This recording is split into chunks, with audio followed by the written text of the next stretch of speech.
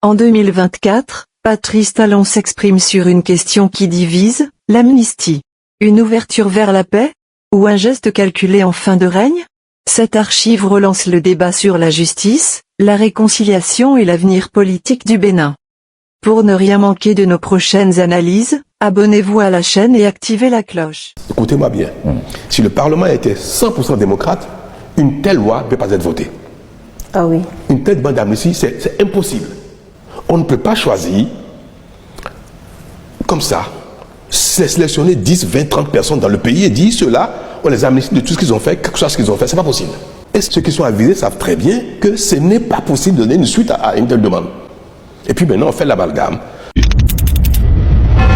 On vous a vu opposer un refus à la demande d'amnistie en faveur d'acteurs politiques en prison ou se considérant comme exilés.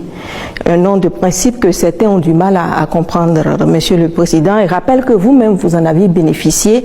Vous avez bénéficié donc du pardon de votre prédécesseur il y a quelques années. Qu'en dites-vous? Bon, cela m'amuse. Cela m'amuse. La chute de votre question m'amuse beaucoup. Parce que j'ai entendu dire ici et là, Patrice Talon lui-même a bénéficié du pardon du prédécesseur, et puis aujourd'hui il refuse le pardon à des exilés politiques ou à des condamnés politiques. Vous voulez savoir, vraiment?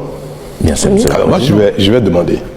Parce qu'il est important que les Béninois, le peuple béninois, sache ce qui se passe parfois au sommet de l'État, au niveau des bureaux responsables, à qui ils confient pour un temps notre destin commun.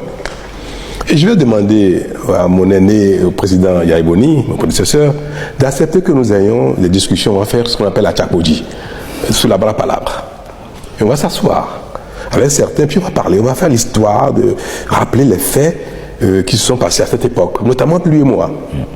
Mais qui ne sont pas des choses qui concernent vraiment le Bénin, parce que ça a été un conflit entre deux personnes. Et ça, je l'ai rappelé un peu en 2016.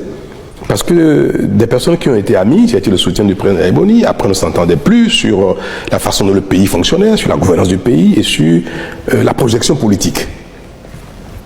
Et cela a tellement abîmé nos relations que cela a été l'occasion d'une tragicomédie entre deux hommes, mais qui a amusé le pays, mais qui a inquiété également le pays.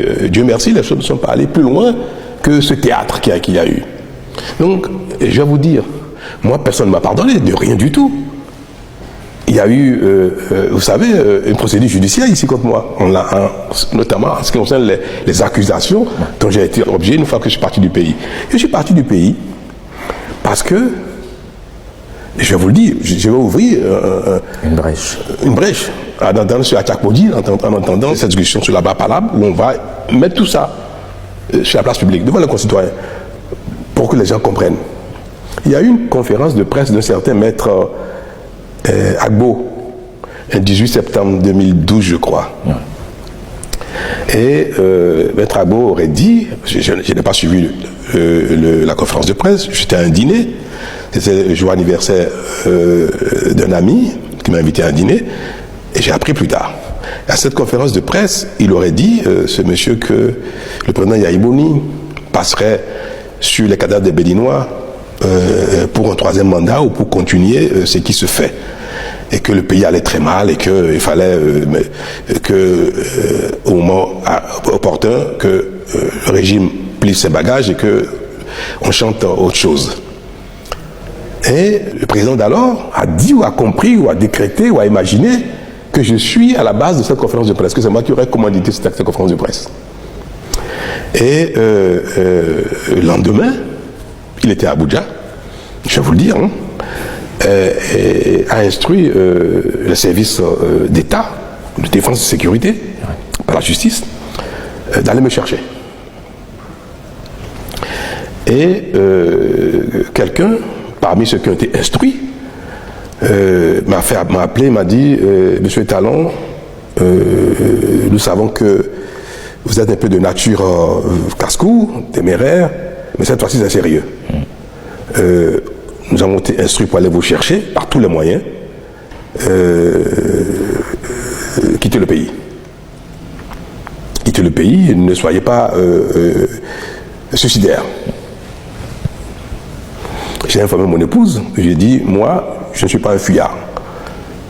Je vais voir ce qui va se passer. Mon épouse m'a dit, Patrice, debout hors du pays, tu feras le combat. Mais sous terre, non. Ce n'est plus possible. Alors, tu ne feras pas le con. Comme je suis quelqu'un d'assez... Parfois, certaines personnes, quand elles parlent, elles me donnent des recommandations, je suis docile, comme on dit. Je suis parti. Et puis, ça ne suivit tout ce que vous savez. Tentative de coup d'État, d'assassinat, d'empoisonnement et tout le reste. Je vous passe des détails, parce qu'on va en parler le jour du Achakpoudji.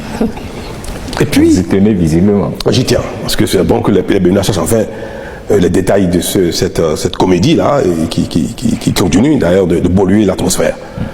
La justice de mon pays a dit que non-lieu, tous dont étaient accusés n'avaient jamais existé.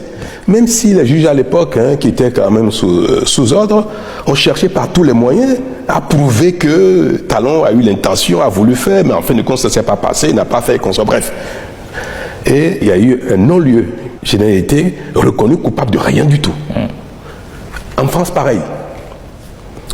Mais comme j'étais actif politiquement, mon prédécesseur, le président Bouni, a souhaité qu'on fasse la paix. C'est pas moi qui ai sollicité une paix. Moi qui ai sollicité la réconciliation de deux hommes. Bien que je sois un homme de paix, de réconciliation. Mais l'initiative n'était pas de moi. Et le président, l'ancien président du Sénégal, le président Diouf, qui était secrétaire général de la francophonie, a été appelé, on lui a demandé, j'étais à Paris, de m'appeler et de me demander qu'il faut qu'il y ait la paix entre mon aîné et moi. Mais qui refuse de faire la paix? Je suis allé à la convocation du président Abdou Diouf. Et il m'a dit, il faut que tu fasses la paix avec ton aîné. Je lui ai dit, mais moi je veux bien, je n'ai jamais fait la guerre à personne. Et c'est cela qui a donné lieu à des échanges du genre. Et puis on vous dit, vous savez, en Afrique, quand on vous dit, même si tu n'as rien fait à quelqu'un, dis pardonne, demande pardon, demande excuse de tout ce qui a pu apparaître. Tu dis, j'ai fait rien à personne, je suis condamné pour rien, je suis accusé de rien. Je n'ai pas à demander quoi que ce soit. Mais, en fine, c'est faire preuve de rancœur que de ne pas dire à son protagoniste, écoute, si j'ai pu t'offenser, si j'ai pu te faire du tort en quoi que ce soit, si j'ai pu en quoi que ce soit, alors je le regrette. C'est une forme élégante de dire je suis prêt pour la paix sans dire je ne suis coupable de rien. Parce que, vous savez, vous pouvez offenser quelqu'un juste parce que vous êtes une embûche, un obstacle à ses ambitions. Ou bien la personne a pensé que vous l'avez méprisé. Donc quand on veut faire la paix vraiment, c'est une formule consacrée. Et quand vous êtes à la presse, allez chercher les documents qui ont été publiés à l'époque, par lesquels Talon aurait dit, ok, on fait la paix, et lisez, vous allez voir ce qui a été dit. Et je n'oublie pas ces choses-là. Et j'ai dit, si j'ai pu vous faire du tort, du mal, de quelque manière que ce soit, alors là, je le regrette. Mais je suis un ami, mon aîné, président de mon pays. Ouais. Donc moi, je n'ai jamais demandé que Yabou me pardonne de quoi que ce soit. Il m'a pardonné de rien du tout. Je n'ai rien fait, puisque je suis condamné pour rien, il n'y a rien du tout. Oui. Alors comment on peut faire l'amalgame entre ce théâtre, qui est né d'un conflit entre deux personnes, fait l'amalgame avec une situation grave dans le pays dans lequel nous sommes, où des gens ont commis des crimes, des détournements, et engagé des tueurs à gages pour tuer des gens, pour engendrer une insurrection dans le pays afin que des élections n'aient pas lieu. Et puis on me demande, les gens ont été condamnés, et on me demande de les amnistier. Ce n'est pas amnistier une personne, parce que peut-être que les Béninois ne savent pas exactement combien ils sont. Le contenu de ce que demandent les démocrates. Qu'ils demandent d'ailleurs, même pour moi, sans sincérité, ils n'y croient pas. Parce qu'ils demandent quelque chose qui n'est même pas possible techniquement. Voilà, Ricky Madougou a été condamnée parce qu'elle a commandité l'assassinat de l'ancien maire de Parakou, et ses complices ont été arrêtés, sont passés aux aveux, on a vu les traces. On a vu des traces, des échanges par lesquels les gens ont été payé, mandaté pour commettre un assassinat, condamné par une femme. Et la justice est allée à son terme.